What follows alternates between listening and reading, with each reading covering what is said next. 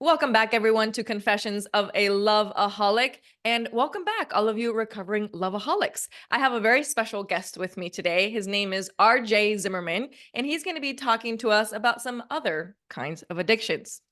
RJ is a father of two, self-discovery after alcohol coach, and the founder of Untapped Keg. Love that. A podcast about sobriety and mental health. Through his personal experiences and insights on sobriety and mental health, RJ encourages others to break the stigma and start living their best lives beyond alcohol. He wants to help people understand that accepting themselves is the key to feeling free in life and self-compassion, which is how they can genuinely give compassion to others as well. RJ, welcome to the show.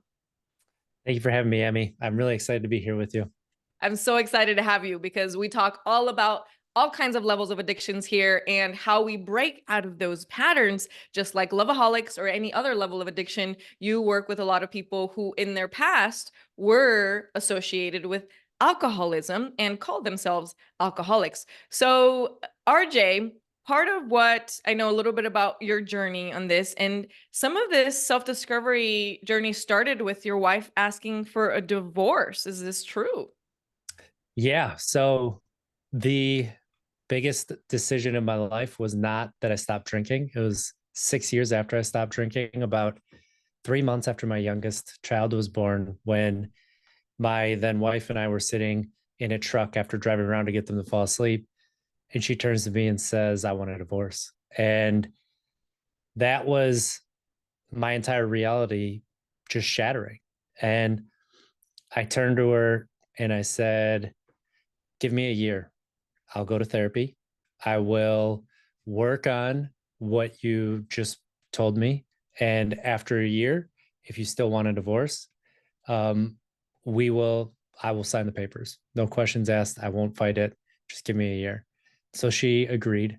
So I go to therapy, get diagnosed with ADHD, start medication for that, start to really learn about myself. But what actually like sped up my healing was starting the podcast and talking with other people and really journaling through audio, that audio version. It helped me to take these things that were in my head and put them out into the world and just understand more about myself than I did before. Because before I went to therapy, before I started to learn about myself, it was just this void, this black hole inside. I knew something didn't feel right. I knew there had to be more to life than what I was doing. And that is really the start of where I am today and what led me to, have this podcast for about 4 years, have the coaching practice that I have, and just giving people guidance and bring them down a path of really learning about themselves and how they can show up today as their best selves. I love that. Fellow ADHD are here. Yay, ADHD. Woo, neurodivergence for the win. I love it. And part of my studies have been looking into how ADHD affects the male and the female brain and how different we are, just and a lot of the similarities. I'm also self-diagnosed autistic, so I'm learning that I have autism and learning about how to use the magnificent neurodivergence as superpowers versus like, hey, there's something wrong with us. So I think this is such an important conversation to have. And a lot of us with ADHD and autism or other neurodivergence, we experience things in a heightened way. And sometimes when we get into levels of addiction, we can go spiral even further into that. So I really want to get into this conversation with you. But I think a good place for us to kick off with this is you mentioned around you recognize that you needed to go to therapy and some of the things that you learned in there and it's part of the journaling. Can you tell us about, and this might be too deep for the group, but I promise that it's really important because we need to have these clear, direct conversations. RJ, how did you identify that you hated yourself? Ooh, this one, it still gives me chills when I think about it. So I moved after that year. my wife came to me and said that she still wanted a divorce. So we are going to do that, but we recognized that we need to move in order to give our kids the best culture to grow up in. So we moved across the country from Wisconsin to Virginia. And I had done a podcast and I was having a low mental health day where I knew I was sad, right? A lot of things that were going on in my life where I was down. And she took the boys out to play while I was recording the podcast, and they get home. And as soon as they walk home, I'm walking down a hallway, and they walk in, they yell, "Daddy, I love you. I missed you." And my first thought was, how could you love such a piece of shit? What is wrong with you?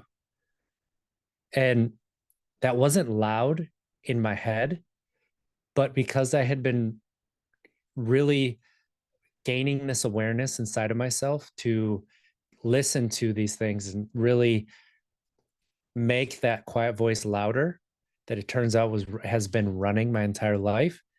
When I heard it, I was like, what was that? Where did that come from? I'm holding it against my kids that they love their dad. There's something wrong right here. And so the next time I looked in the mirror, I I noticed that I had a slight recoil. And I really did hate the person that I saw in the mirror. Like there was anger in my eyes. There was like really looking at what a piece of crap I really am. And I was like, okay, this is this is not okay. I need to do something about this. And so I thought, all right, what can I do to turn this around? And it wasn't going to be look in the mirror and say, "Oh, hey RJ, hey, I love you. Look at everything you've done in your life. You're so amazing. I'm so proud of you." Like that doesn't feel real to me, and it's still not something that I can just do off the cuff. Um, but what felt okay with me was shrugging my shoulders so that I wasn't like doing that small recoil, but shrugging my shoulders and saying, "You're okay." Like, can I look in the mirror and be honest with myself and say, "You're okay"? It's like, yeah, I do think I'm an okay person. All right. So I started shrugging my shoulders and saying, "Yeah, you're okay." And that, from thinking that you're such a piece of crap and holding it against your kids that they love you, to just being okay with yourself, is such a big gap that even from being okay with yourself to self-love, it's smaller than what that gap is. And that on its own allowed me to really be honest with myself about the cycles that were going through my life. They look different, but they're the same cycles, right? That self-sabotage, I'm not worthy, trying to prove my worth, a lot of that. And that was the start of really being honest with myself about where I was in life and where I needed to move forward to enjoy living the life that I was. Wow, RJ, thank you so much for sharing that. I think you're inspiring a lot of us to share even amongst ourselves and having that conversation. So often we try to avoid the truth, I'll call it, Mm, about what we were experiencing, but calling it out and starting with the truth is our only path to healing and our only path to self-compassion.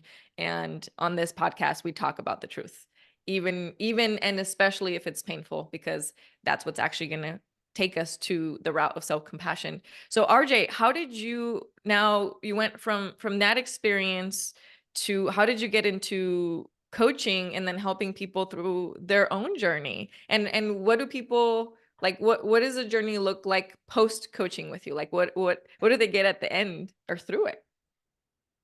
yeah. So with the podcast, I was a high voltage line tech for about 10 years in Wisconsin, and moving, being divorced, having kids 50-50, the time that it takes, because you can get called in anytime the power goes out, like it's a chaotic schedule. It was going to make things difficult.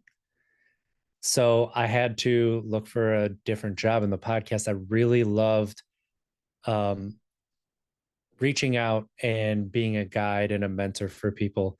And I found This Naked Mind, which helps people with their relationship with alcohol, right? And it doesn't say that it's going to get you to stop drinking, right? But what we're going to do is help you to have a healthy relationship with alcohol, whatever that looks like to you. Whether that means you still have a drink from every now and then, or you don't drink at all, because that's the personal relationship that comes from that. And there's so many things that you can use that for. So with that, I got certified through them in the alcohol-free life coaching. And what I did is I used the framework that they provided to create, following my own journey, create a 12-week self-discovery beyond alcohol course. And what that looks like is, in the course, it's a weekly, 3 different units. We go through different things to be honest with yourself, like self-honesty is huge throughout it. We're going to tame that self-critic and turn it into more of a self-coach, and take these stories that we tell ourselves, pick out the truth and how those get into those thought loops, straighten them out, figure out what those truths are in there, and be able to make it usable, rather than just I am statements like that was like, I am such a bad person. Well, are you a bad person? No, that was not something that I like to do. Maybe that was bad. Okay, now you can take that and say that you want to do better the next time. And so we work through that. We work through feelings and emotions, right? And that mind and body soul connection. How can you start to feel your emotions, understand what you're feeling, and process them differently? And then at the end, it's really digging into, what does it really mean to give yourself compassion, right? Is it really treating yourself like a friend, or is there something different? And to me, self-compassion is giving yourself the understanding that you're human, and just understanding why you made the decision that you made. And if you can understand why you made a decision that you made, why you acted the way that you acted, now you can take that and say, well, yeah, of course I made that decision, and this is what I was acting on. I know I can do something different the next time because I have different information that I can use. And so the tools that that my clients gain and that we teach and work together on, afterwards, it looks like, I just got a voice message from a client today, actually, about how she took a break at work, and in that break realized that things that were going wrong weren't her fault. And so instead of her feeling overwhelmed, she had patience after that break. And it's like, she was not able to have that level of patience before we started to work together. And that's a testament to her doing the work. Like, I can give you the tools. Are you going to use the tools? Right. And I think that's any coach, any mentor, anybody will tell you that same thing. Like, let's work on the tools and relate them in a way that it works for you. Let's break it down so it's accessible, and then see how we can put it into your life.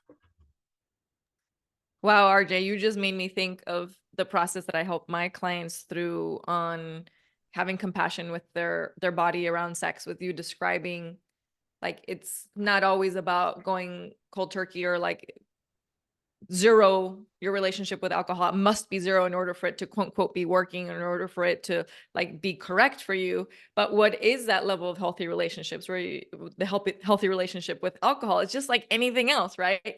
And it's very Yes. similar to the clients that come to me, and everyone's on a different journey. And I have an example of one of my clients who, the level of how she understood that she was sharing love with her partners or men that she wanted to be in relationship with, is to have sex with them as soon as possible. And it was how she thought that she was going to get into these relationships, right? And it got to a point where she realized that wasn't working, and it was causing a lot of distress for her. But the confusion in the body was like, what's happening, right? So in most circles, they would say, well, like, the solution is just to not have sex at all, period, right? Like forever, right? And it's like, well, is that really the solution? Right? Because it's like, Right. if she wanted to be in a healthy relationship, which she does, part of that was understanding, like you said, why was she having that behavior? Why was that blueprint there, right? So once we went down the rabbit hole and understood the why of why she was doing it, then we were able to clear up like how to actually resolve that. And now she has an incredible relationship and autonomy and empowerment over her body, where it's not about she's using sex to get love, but it is truly this intimacy that she has with her soulmate, because she is choosing that mutual intimacy and sexual intimacy with her partner. But it has nothing to do with like, oh, now you stop it altogether. So I'm so glad that we're talking about this, because sometimes it can be very dangerous to go through the all or nothing. And so I'm happy that you walk your clients through what is correct for them. RJ, you mentioned the success that your client is having with this. It isn't the best, right, to get voice notes from our clients and you're like, Yes. you're like, yes, they're getting it. It's working. Right. In that line of work, since you work with men and women, do you personally see any differences, or do you have any observations from the male and female clients, and either how their brain processes certain things or how their body process certain things? I'm curious.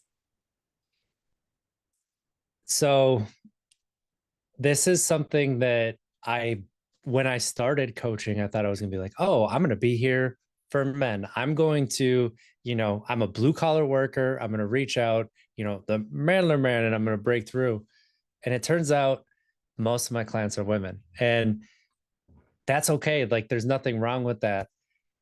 What I've noticed is women tend to be more open-minded from the start.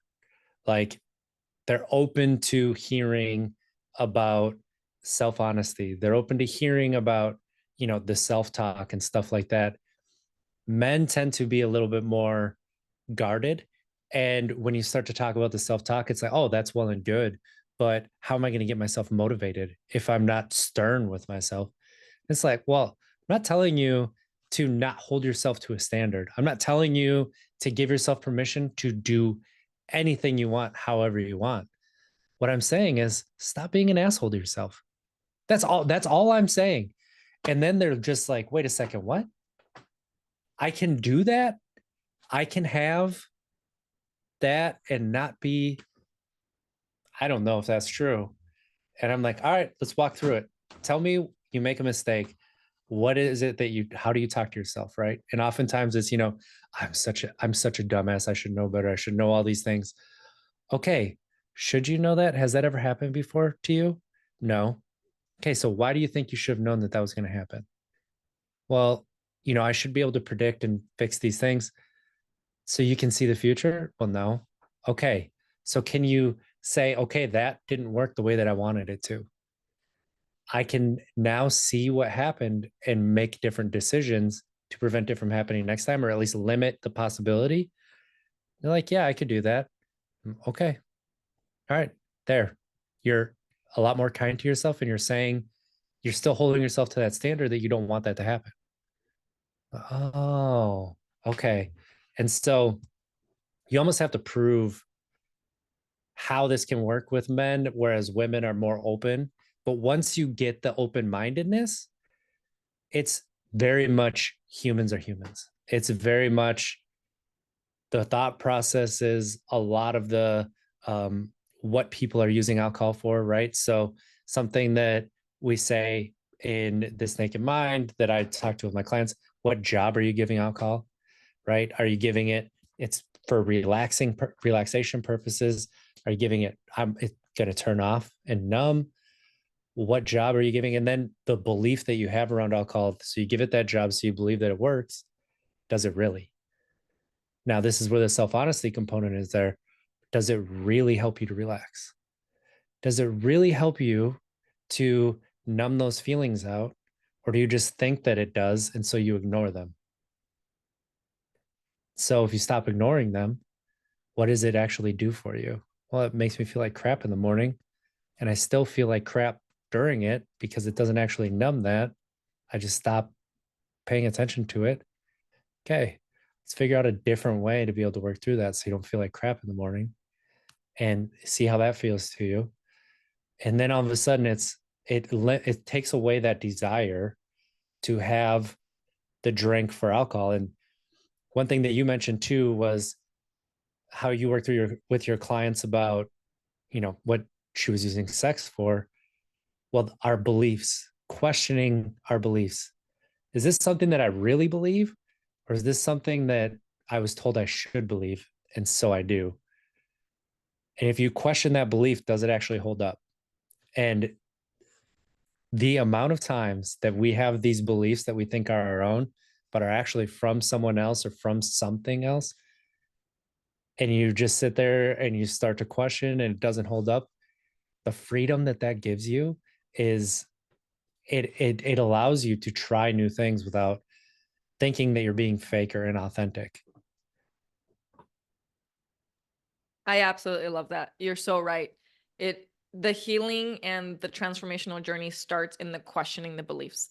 Always, always, always, Mhm. always. And so often, as you see with your clients, and this is just the human experience, right? We think like, oh, well, I'm this way, and this is my personality, or like this is how, like this is what I believe. And it's like, well, do you actually believe that, or was it subscribed, or did you accidentally subscribe to someone's newsletter, right? Is how I call it. I And like you that. never unsubscribed. Right? And by that I mean beliefs that were passed down from your parents, right? Or those that were around you or your environment, and you quote unquote learn this even before the age of 5, but you're just repeating the pattern over and over and over again. And because you thought it was your belief, you're just fulfilling this. But once we stopped and think like, is this really truly what you believe? And here's the best part is that even if you do believe that and your pattern is fulfilling that, be like, patterns can be broken. Oh my God, secret is Mm. out. The secret is out. RJ, we let it out of the bag. Patterns can be broken. So if there's something that you are fulfilling, but it doesn't make you feel good, we can change that. Isn't that true, RJ? Yeah. Yeah. And this is where things can get painful too, right? Where like the self-honesty, the noticing these patterns.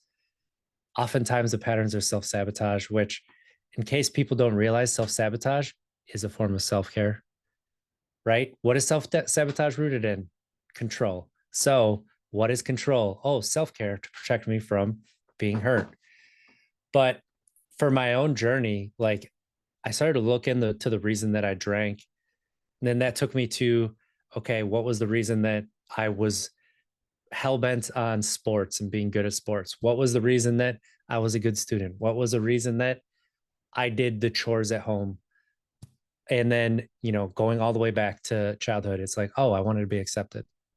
I want to be accepted as a kid. I want to be accepted because by being a good athlete. I wanted to be accepted by being a good student. Drinking, I want to be accepted by my peers that I'm not just a goody two shoes and I'm actually cool, right?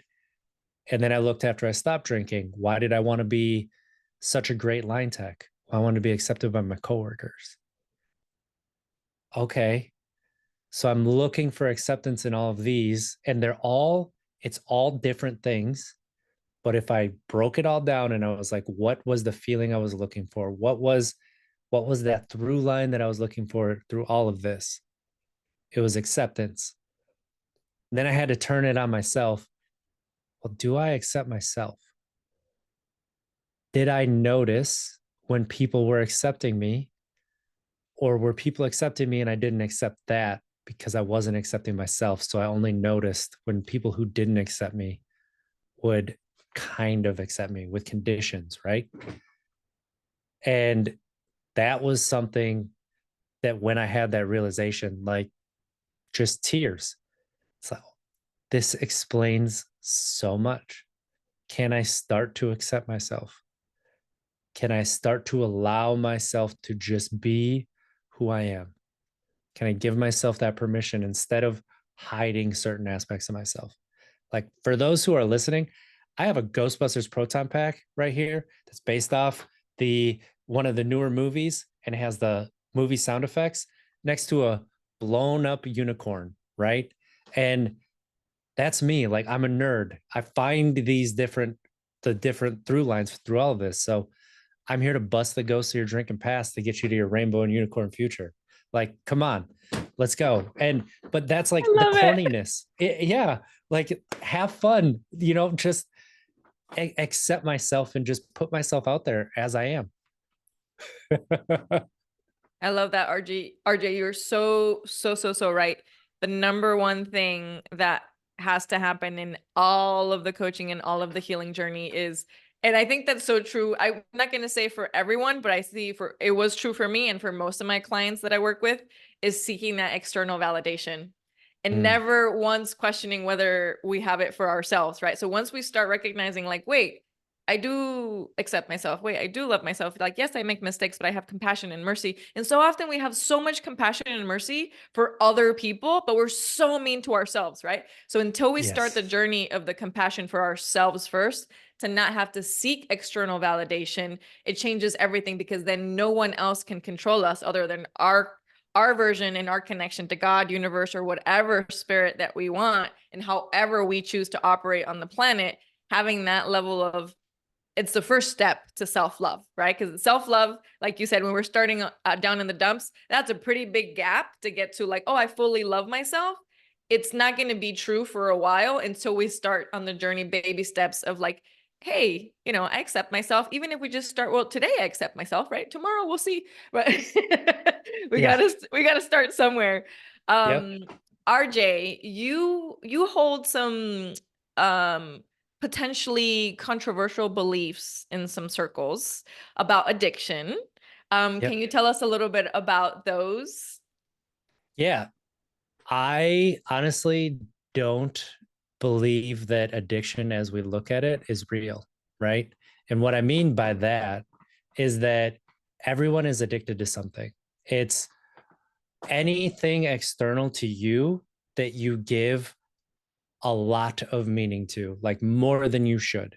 Whether that can be, it can be work. Like how much of us put so much of our value in our job and what we do for a living. Right? I know that that was true for me for a long time. How much of us put value in, working out?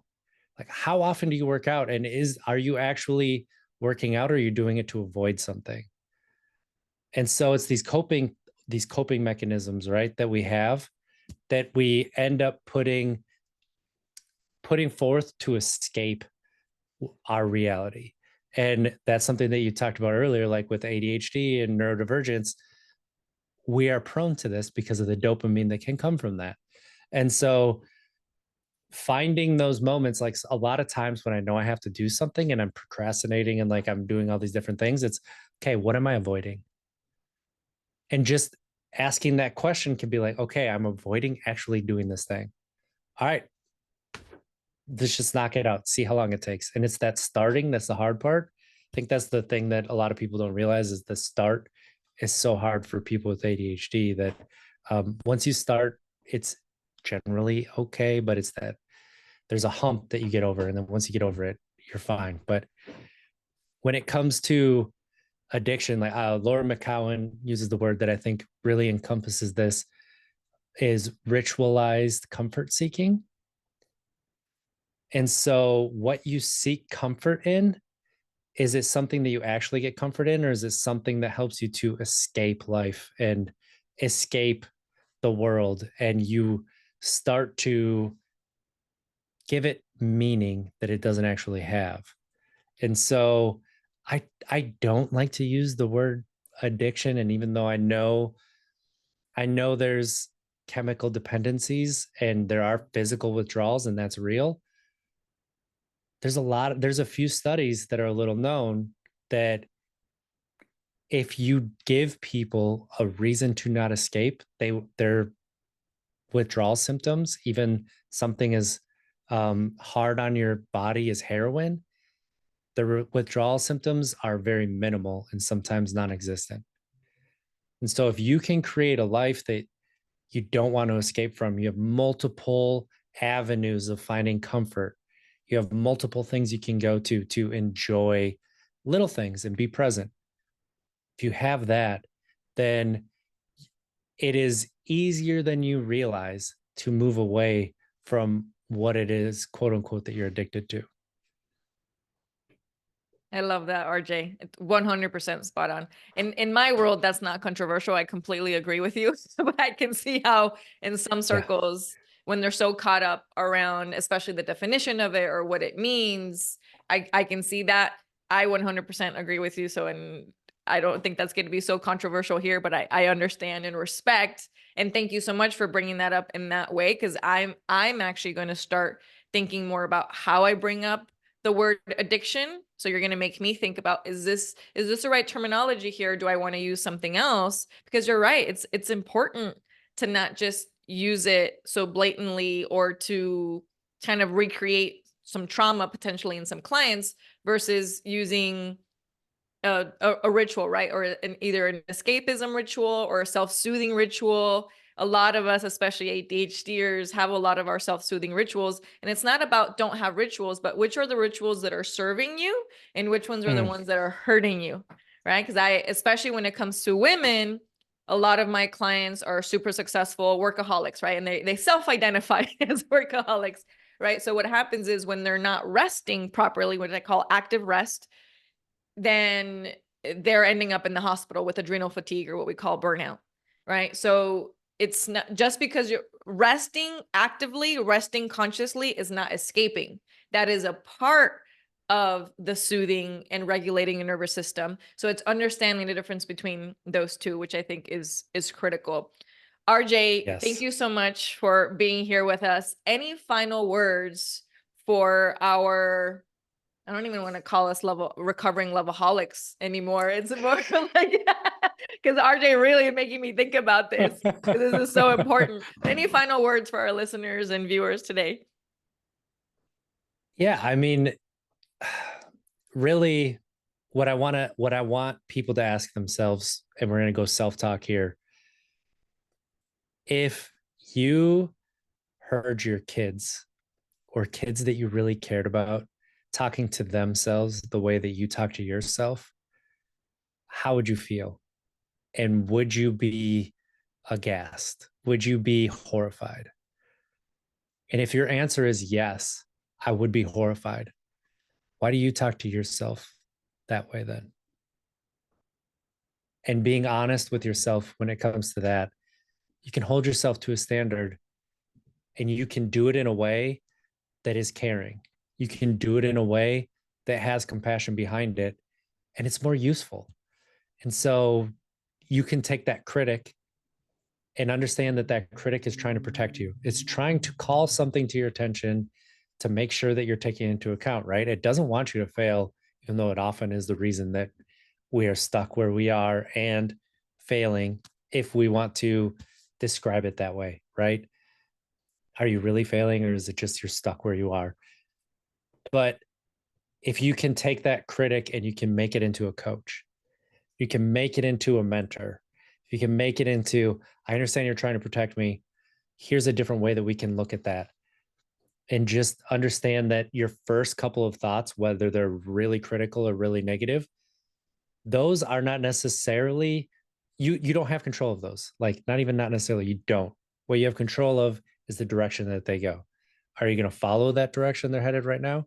Or are you going to redirect them and take them to something that's more useful? And so that's what I want to leave people with. Thank you so much, RJ. That is absolutely perfect. I can't think of a better way of ending today's show. Thank you so much, everyone, for being here. We will see you on the next episode of Confessions of a Loveaholic.